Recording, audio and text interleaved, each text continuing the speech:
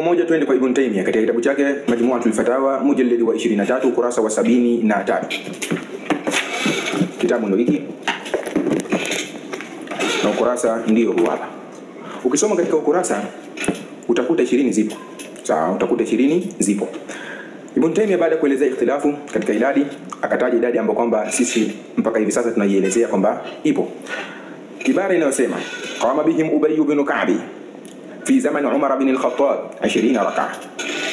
Kwamba Ubay aliwaswalisha watu katika zama za Umar rakaa ngapi? Rakaa 20.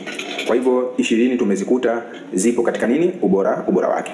Nikaona nisirefushe imada katika As-Sirajul Wahhaj, masala mazima ya 20 yametajwa kwamba yapo. Ukienda katika Nailul Awtar vile vile 20 utazikuta zipo. Ama ukitaka kuangalia ikhtilafu tofauti katika idadi, ukienda katika Fathul Bari zimeelezewa. Sawa, utaziona ikhtilafu ambazo kama zilizokuwepo mule ndani.